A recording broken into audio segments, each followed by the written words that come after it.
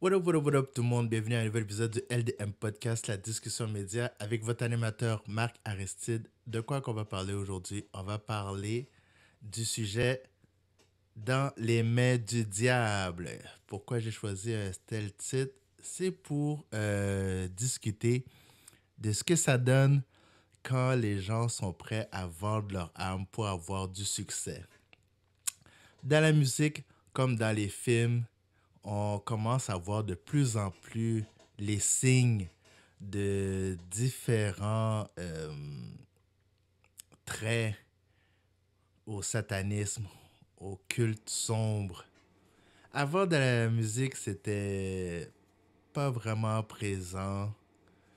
Mais là, de plus en plus, les maisons de disques ne se cachent même pas. C'est dévoilé au grand jour pour que tout le monde le voit. Je vais vous référer au site Vigilante Citizen où vous pourrez voir en détail toutes les choses que vous avez manquées dans les vidéoclips, dans les cérémonies de remise de prix pour la musique ou les films. De plus en plus, on voit euh, que les gens, le Dieu qu'ils servent, c'est pas le Dieu commun que les chrétiens servent.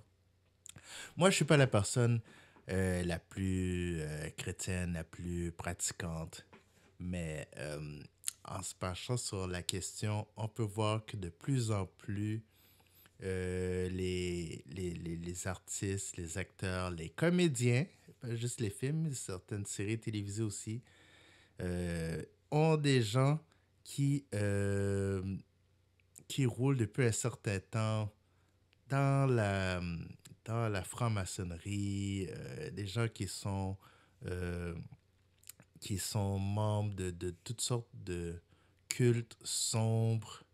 Quand vous allez aller sur Vigilante Citizen, vous allez voir, bon, là, certaines personnes peuvent dire, oui, mais ça fait des affaires conspirationnistes. Il y a toujours une théorie de complot un peu partout. Mais il faut prendre le temps de regarder. Il y a différents documentaires sur YouTube où on peut voir à quel point des gens sont prêts à faire n'importe quoi pour réussir. Même en affaires, certains hommes d'affaires je suis pas prêt à dire que tous les hommes et les femmes d'affaires euh, sont rattachés au diable. Là. Il y en a qui travaillent vraiment fort et qui méritent pleinement leur richesse.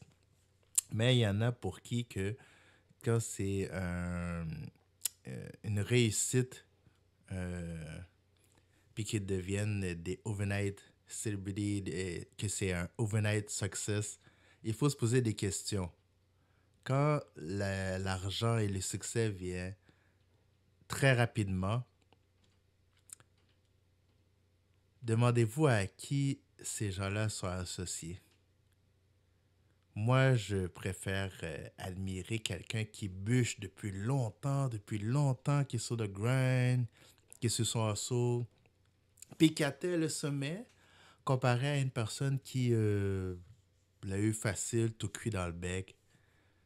Puis, faut dire que les gens qui sont attirés par le succès facile, euh, qui sont pas habitués du jour au lendemain d'avoir des grosses fortunes, des grosses sommes d'argent, font les plus grosses conneries, ont les plus grands problèmes mentaux souvent et souffrent beaucoup parce que quand tout d'un coup tu te retrouves avec des millions de dollars, si c'est pas des dizaines, des centaines de millions, tu peux faire toutes sortes de conneries avec. On a le cas Allen Iverson, Mike Tyson. Vous en connaissez plein. Des gens qui ont connu la très grande gloire et puis du jour au lendemain, ils déboulent les marches comme ça se peut pas. Donc, c'est sûr qu'il y a aussi une affaire d'éducation financière, tout ça, qui est pas nécessairement c'est pas nécessairement dans les connaissances de tout le monde, mais ce qui arrive avec les gens qui vendent leur âme, c'est que ils laissent, ils laissent leur destin entre les mains de gens que autrement ils auraient jamais fréquentés. Ils renoncent à leurs valeurs, ils renoncent à tout ce qui est moralement correct, souvent tout ce qui est éthiquement correct. Puis le problème avec ces genres de choses-là, c'est que quand les gens sont très assoiffés d'argent, quand ils sont très, très, très assoiffés de richesse, au début, ils acceptent de faire des choses que la majorité des gens ne feraient pas. Ils sont prêts à renoncer à bien des choses pour un chèque. Euh, Tu sais, bon, pour certains hommes, ils acceptent de... tu sais, ceux qui sont connus pour être virils, très macho, très alpha mâle. Tout d'un coup, ils acceptent de faire de jouer des rôles avec des robes, porter des robes. Euh, Il y en a qui ils acceptent de porter des couches alors qu'ils sont des grands monsieur. Tu renonces à... Tu sais, tu renonces à une partie de toi-même. Tu acceptes d'être un format euh, créé par Hollywood qui sert des intérêts bien précis. Et quand les gens commencent, au début, ils acceptent des petites affaires. Après ça, ça monte, ça monte, ça monte. Souvent, bon, plus particulièrement dans la musique, il y a des artistes qui obtiennent beaucoup de succès, mais qu'est-ce qui se passe? Le plus souvent, il y a un membre de leur famille qui est sacrifié. Tu sais, il faut toujours donner quelque chose en retour. Tu veux serrer la main du diable, il va réclamer du sang, il va réclamer quelque chose. Il n'y a rien de gratuit. Il n'y a rien que le diable va laisser aller sans avoir quelque chose en retour.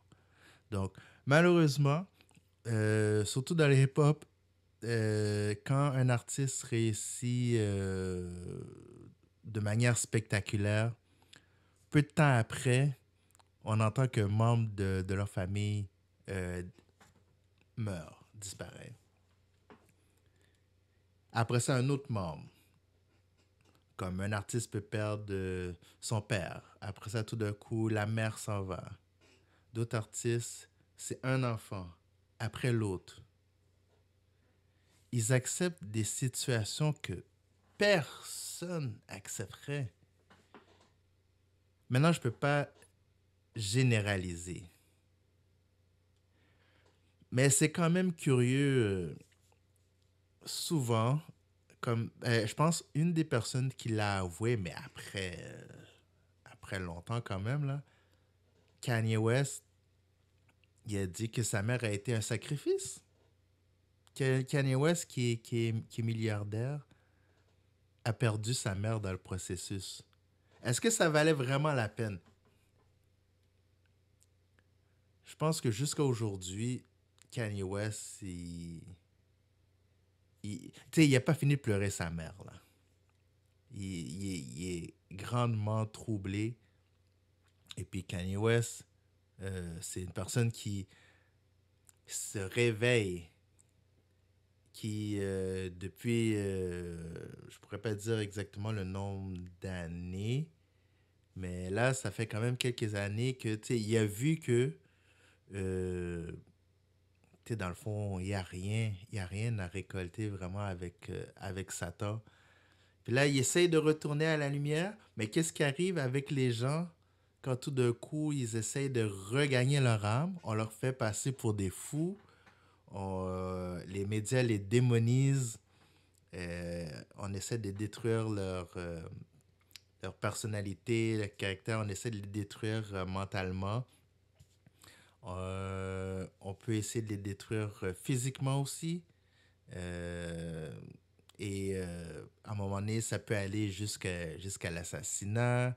Euh, Tu sais, il y a des choses que quand tu acceptes un pacte avec le diable, ben, t'es comme pris jusqu'à la fin de tes jours. Parce qu'après ça, une fois que tu essaies de dénoncer ce qui ne fait plus ton affaire, ah là, on veut t'éliminer. Là, tu vaux plus rien. Là, t'es juste bon à disparaître tout d'un coup. Puis c'est quelque chose que vous allez voir de plus en plus dans les médias. Moi, j'aime bien le podcast de D1, Flipping Tables, qui parle par rapport à ce sujet-là. Il y a aussi la chaîne de Noah Jacob qui parle là-dessus. Il y a Jaguar Wright. Tu sais, c'est une personnalité très controversée, mais qui dénonce beaucoup de choses dans l'industrie. C'est même un miracle que jusqu'à maintenant, que personne essaye de, de soit la poursuivre ou de soit s'en prendre à sa vie. C'est, je pense qu'elle a une protection quand même divine, là. Il n'y a pas d'autre moyen de décrire ça. Je pense que j'avais même mentionné dans un autre épisode auparavant. Jaguar Wright a vraiment une protection spéciale parce que elle en a dénoncé des affaires, là. C'est une personne, si ça vous tente de la suivre, vous pouvez toujours la suivre sur YouTube, Jaguar Wright. Euh, Elle continue de chanter encore, mais c'est pas comme avant, là. Là, elle chante de côté, mais elle est quand même pas mal présente dans les podcasts. Et que moi, je trouve ça très, très, très, très dommage. Euh, Tu sais, je lisais même dernièrement, il y en a qui disent sur les réseaux sociaux que tant qu'à vendre son âme, tu sais, c'est comme, il y en a qui ils préfèrent de loin la vie qu'ils mènent en ce moment et ils disent qu'ils embrassent tellement, ils embrassent même les problèmes qu'ils ont. Tu sais, comme, ils préfèrent leur petite vie tranquille avec leur bill à payer que d'être l'esclave du diable. Puis, chaque fois que quelqu'un, que ce soit un artiste ou un acteur, chaque fois que quelqu'un essaie de sortir de la matrice puis de parler, ah, tout d'un coup, on l'entend plus, gravement malade, santé capote. Fait que ils sont tenus comme au silence, tenus par une laisse. Euh, je sais pas, je trouve ça triste. À l'émission Rap Politique, à un moment donné, il y a un invité qui s'appelle Peasy. Peasy qui parle beaucoup, qui a parlé quand même pas mal là-dessus. Et j'aimerais bien qu'il revienne. J'aimerais bien qu'il y ait une deuxième partie avec lui parce que il dénonce des choses qu'il a vues à Los Angeles, comment il y en a qui sont prêts à tomber très très bas pour faire de l'argent. Puis c'était très intéressant de l'entendre. Donc moi, j'aimerais vraiment qu'il y ait un part 2 avec Peasy parce que il y a beaucoup à nous dire. Je pense que ce qu'il a dit dans le premier entrevue, c'était juste une partie de ce qu'il sait. C'est sûr qu'il ne veut pas trop parler non plus parce qu'il veut pas, je crois qu'il veut pas avoir de représailles. Donc, tu sais, comme, il a dénoncé pas mal d'affaires, mais avec une certaine retenue. Mais moi, je pense que ça vaut pas la peine. Ça vaut pas la peine de se rabaisser à ce point-là. Ça vaut pas la peine de se pencher pour le mettre et accepter toutes sortes de conditions de ce. Tu sais, certains se laissent sodomisés, littéralement. Il y a beaucoup d'histoires là-dessus. Euh, Écoutez, chacun choisit son chemin pour réussir.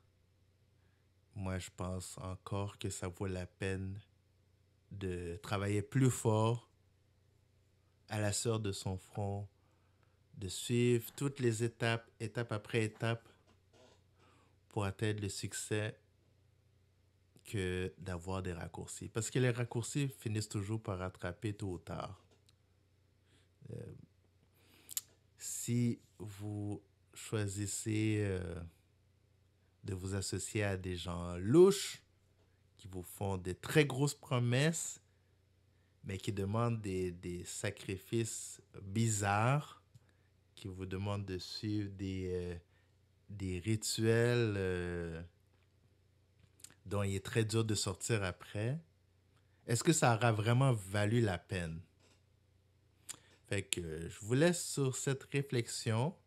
Dites-moi si vous voulez un part 2. Je vais peut-être renchérir sur le sujet. Euh, Comme d'habitude, vous pouvez m'écrire à ladiscussionmedia@gmail.com. Vous pouvez aller sur mon site www.ladiscussionmedia.com. Vous pouvez me trouver sur Spotify, La Discussion Média. Vous pouvez me trouver sur YouTube, La Discussion Média Podcast. Si vous avez besoin de services photos pour vos événements, que ce soit une graduation, un concert, lancement d'album ou autre, vous pouvez aller sur mon site www.marcaristidephotography.com.